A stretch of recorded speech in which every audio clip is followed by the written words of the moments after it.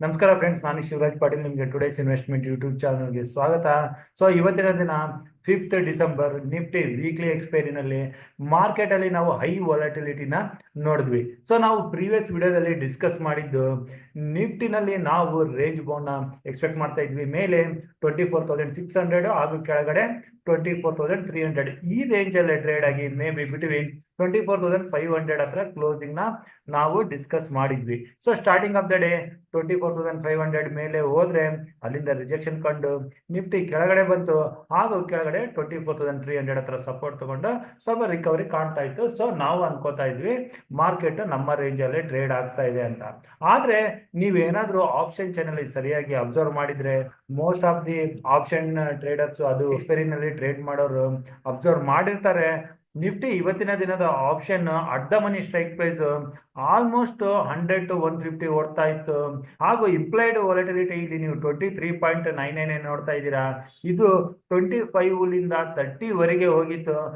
Implied volatility ಹೆಚ್ಚಾಗಿರೋ ಕಾರಣ premiums ಕೂಡ ಕಾಲ್ side ಅಲ್ಲಿ ಹಾಗೂ ಪುಟ್ ಸೈಡ್ ಅಲ್ಲಿ ಹೆಚ್ಚಾಗಿದ್ವು. ನಿಫ್ಟಿ ಒಂದು ಸಮಯದಲ್ಲಿ ಕೆಳಗಡೆ ಬಂದಾಗ 24,400 ಕೆಳಗಡೆ ಬಂದ್ರೆ ಕೂಡ 24,500 ಕಾಲು ಮೋರ್ ದೆನ್ 100 ಇತ್ತು. ಈ ರೀತಿ ಮಾರ್ಕೆಟ್ ಅಲ್ಲಿ ನಾವು ಹೈ ಪ್ರೀಮಿಯಂ ಇರೋದಕ್ಕಾಗಿ ಯಾವುದೇ ಟ್ರೇಡ್ ತಗೊಳ್ಳೋದು ಬೇಡ ಅಂತ ನಮ್ಮ ಗ್ರೂಪ್ ಅಲ್ಲಿ ಕೂಡ ನಾವು ಮೆನ್ಷನ್ ಮಾಡಿದ್ವಿ. ಇಲ್ಲಿ ನೀವು ನೋಡ್ಬೋದು ಅರೌಂಡ್ 11:47. ನಾವು ಯಾವುದೇ ಟ್ರೇಡ್ ನ ತಗೊಳ್ಳಿಲ್ಲ. ಆದ್ರೆ ಮಾರ್ಕೆಟ್ ಅಲ್ಲಿ ಅನ್ಎಕ್ಸ್ಪೆಕ್ಟೆಡ್ ಒಂದು ರಿಕವರಿ ಬಂತು.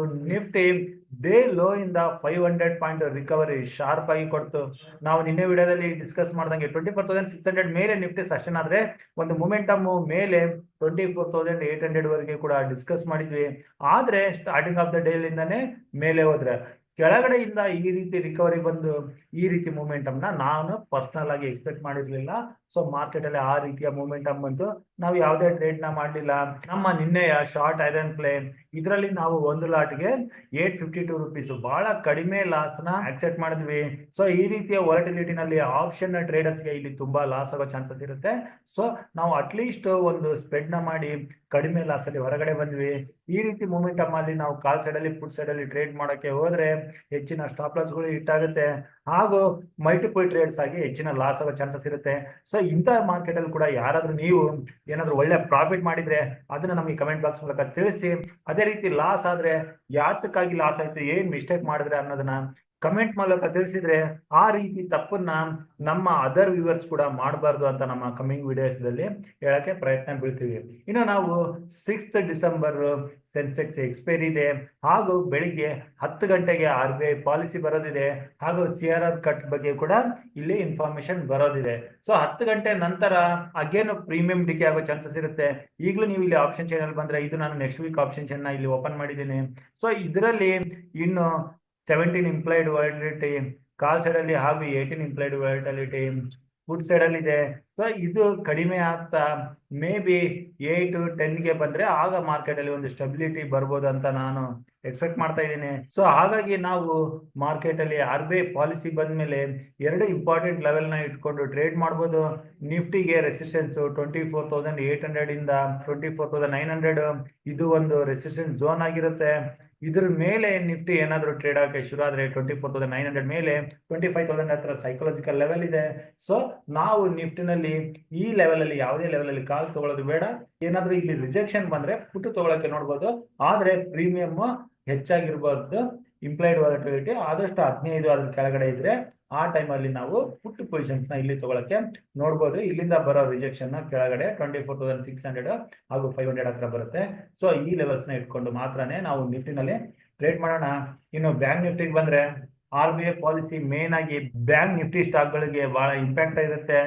ಬ್ಯಾಂಕ್ ನಿಫ್ಟಿನಲ್ಲಿ ಕೂಡ ಸ್ಟಾರ್ಟಿಂಗ್ ಆಫ್ ದ ಡೇ ಒಂದು ವಾಲಟಿಲಿಟಿ ಇರೋ ಚಾನ್ಸಸ್ ಇರುತ್ತೆ. ಅಗೇನ್ ಬ್ಯಾಂಕ್ ನಿಫ್ಟಿ ಏನಾದ್ರು ಕೆಳಗಡೆ 53,250 ಈ ಲೆವೆಲ್ ನ ಮಾರ್ಕ್ ಮಾಡ್ಕೊಳ್ಳಿ. ಇದ್ರ ಕೆಳಗಡೆ ಬ್ಯಾಂಕ್ ನಿಫ್ಟಿ ಬರೋಕೆ ಶುರು ಆದ್ರೆ ಇಲ್ಲಿಂದ ಕೆಳಗಡೆ 52,500 10 ಡೇ ಮೂವಿಂಗ್ ಆವರೇಜ್ ವರೆಗೂ ಬರೋ ಚಾನ್ಸಸ್ ಇರುತ್ತೆ. ಬ್ಯಾಂಕ್ ನಿಫ್ಟಿನಲ್ಲಿ ಪುಟ್ ಸೈಡ್ ಅಲ್ಲಿ ಪೊಸಿಷನ್ ತಗೊಳಕ್ಕೆ ನೋಡೋಣ, ಹಾಗೂ ನಿಫ್ಟಿನಲ್ಲಿ ಕೂಡ ನಾನು ಆಲ್ರೆಡಿ ಹೇಳ್ದಂಗೆ ಪುಟ್ ಸೈಡ್ ಅಲ್ಲಿ ಪೊಸಿಷನ್ ತಗೊಳಕ್ಕೆ ಮಾತ್ರನೇ ನಾವು ನೋಡೋಣ.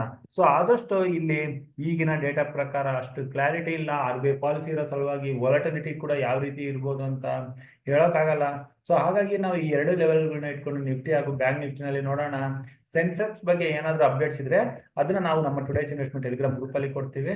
ಸೊ ಅಲ್ಲಿಂದ ನೀವು ಮಾಹಿತಿನ ಪಡಿಬೋದು. ಸೊ ಮೇ ಬಿ ಇವತ್ತಿನ ವಿಡಿಯೋದಲ್ಲಿ ನಾನು ಹೆಚ್ಚಿನ ಮಾಹಿತಿ ಕೊಡೋಕ್ಕಾಗ್ತಾ ಇಲ್ಲ. ಏತಕ್ಕಂದ್ರೆ ಈ ರೀತಿ ವೊಲಟಿಲಿಟಿನಲ್ಲಿ ನಾವು ಯಾವುದೇ ಡೇಟಾ ಇಟ್ಕೊಂಡು ಟ್ರೇಡ್ ಮಾಡಿದ್ರೆ ಕೂಡ ಅಲ್ಲಿ ಲಾಸ್ ಆಗೋ ಚಾನ್ಸಸ್ ಇರುತ್ತೆ.